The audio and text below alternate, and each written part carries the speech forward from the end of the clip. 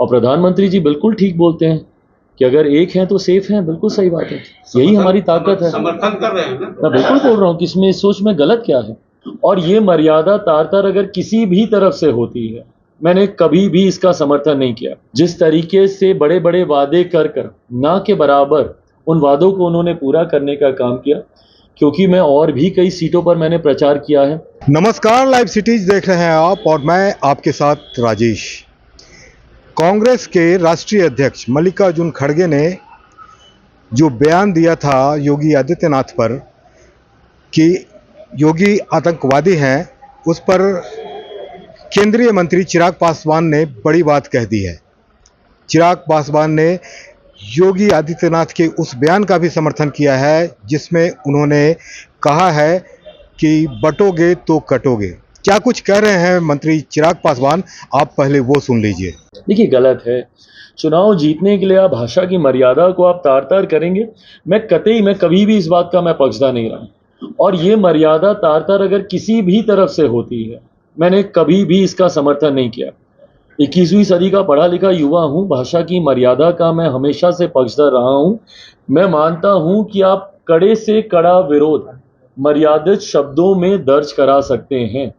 उसके लिए आप शब्दों की गरिमा को गिराएं, कतई ज़रूरी नहीं। एक राज्य का नेतृत्व करने वाले मुख्यमंत्री के बारे में इस तरीके की भाषा का समर्थन करना, ये कहीं से भी सही नहीं है। तो क्या चिराग पासवान योगी आदित्यनाथ के उस बयान का समर्थन करते हैं या विरोध करते हैं कि जो उन्होंने कहा था कि बटोगे तो कटोगे, कटेंगे तो बटेंगे बटेंगे तो।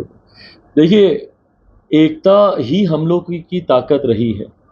भारत विविधताओं का देश है और ये बात कोई नई बात तो है नहीं। हम लोगों को तो बचपन से सिखाया जाता है यूनिटी इन डाइवर्सिटी, और ये एकता की ज़रूरत है। और मैं तो समाज में किसी भी तरीके के बंटवारे का पक्षधर नहीं हूँ। मैं तो मानता हूँ कि भारत में सबसे पहले भारतीय हैं। मैंने जब बिहार में बिहार फर्स्ट, बिहारी फर्स्ट का भी जब मैंने जिक्र किया, तो ना मैंने हिंदू बिहारियों का जिक्र किया, ना मैंने मुस्लिम बिहारियों का जिक्र किया, ना मैंने अगड़ा बिहारियों का जिक्र किया, ना मैंने पिछड़ा बिहारियों का जिक्र किया, ना मैंने ऊंची जाति का किया, ना मैंने दलितों का किया। मैंने तो बिहार फर्स्ट, बिहारी फर्स्ट का जिक्र किया। एकता का संदेश तो उसमें भी है। और प्रधानमंत्री जी बिल्कुल ठीक बोलते हैं कि अगर एक हैं तो सेफ हैं। बिल्कुल सही बात है, यही हमारी ताकत है। समर्थन कर रहे हैं ना? मैं बिल्कुल बोल रहा हूँ कि इसमें इस सोच में गलत क्या है। आप अगर एक नहीं हैं और लोग आपको बांटने का प्रयास कर रहे हैं, विपक्षी दल के नेता ही आपको बांटने का प्रयास कर रहे हैं, ऐसे में ज़रूरी है कि आप एकता के साथ आगे बढ़े। मेरे प्रधानमंत्री जब 2014 में आए थे, उस वक्त भी उन्होंने, मुझे लगता है शब्दों के हेर फेर में हम लोग मूल सोच को भूल जाते हैं।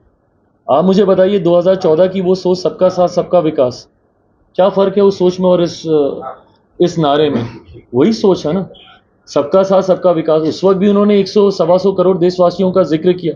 इन 10 सालों में आबादी बढ़कर 140 करोड़ की हो गई। आज वो 140 करोड़ देशवासियों का जिक्र कर रहे हैं। दरभंगा में थे, एक बार फिर नीतीश कुमार जी ने प्रधानमंत्री पर पैर छूने की कोशिश। क्या नीतीश कुमार जी को कोई डर है क्या कि बार बार पैर छूने? मुझे समझ में नहीं आता। तो अगर कोई थप्पड़ मारता है तो शिकायत होनी चाहिए ना, या कोई अमर्यादित होता है तो शिकायत होनी चाहिए ना। मतलब अगर कोई किसी को सम्मान दे रहा है, उस पे सवाल खड़े हो रहे हैं, ये पूरी तरीके से मेरी समझ के परे। मेरे प्रधानमंत्री मेरे मुख्यमंत्री से उम्र में, पद में, दोनों में बड़े हैं। और ये हम लोगों की परंपरा का हिस्सा, बिहारियों की परंपरा का हिस्सा। कम से कम इसमें सवाल बिहार में तो नहीं उठने चाहिए। मैं जब खुद एक समय था जब मेरे मुख्यमंत्री से वैचारिक मतभेद थे, नीतिगत मतभेद थे। उस वक्त भी जब मैं सार्वजनिक तौर पर उनसे मैं मिला हूं, मैंने उनके पांव छुए हैं।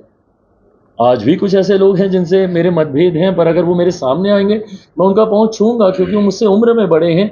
ये संस्कार है हम लोग, और ये बिहारियों के संस्कार हैं, मजबूती से हैं।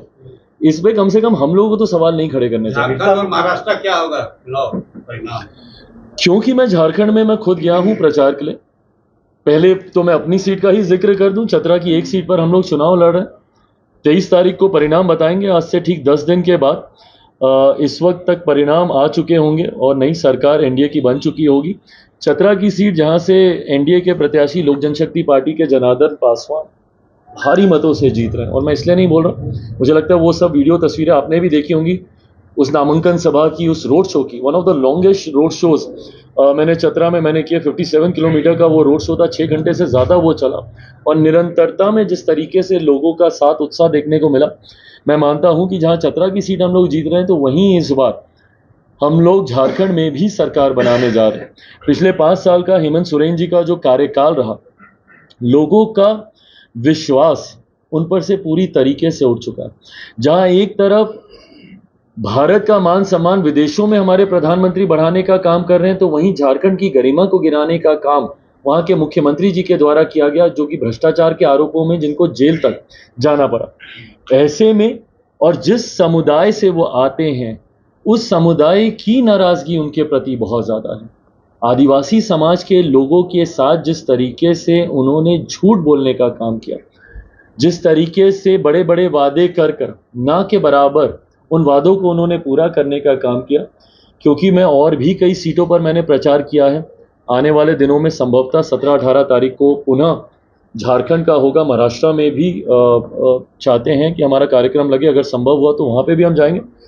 बट जितना फीडबैक मुझे मेरे संगठन के माध्यम से और गठबंधन के माध्यम से आ रहा है, हम लोग झारखंड में भी सरकार बना रहे हैं और पुनः महाराष्ट्र में फिर से एक बार एनडीए की सरकार वहाँ पे बनने जा रही है।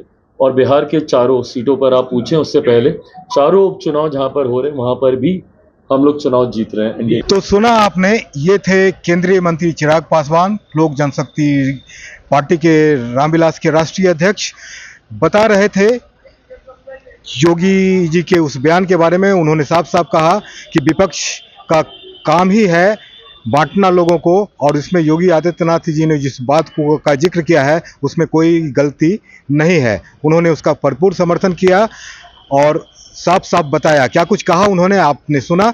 तो बने रहिए हमारे साथ, देखते रहिए लाइव सिटीज़। अगर अब तक आपने चैनल को सब्सक्राइब नहीं किया तो सब्सक्राइब कर लें।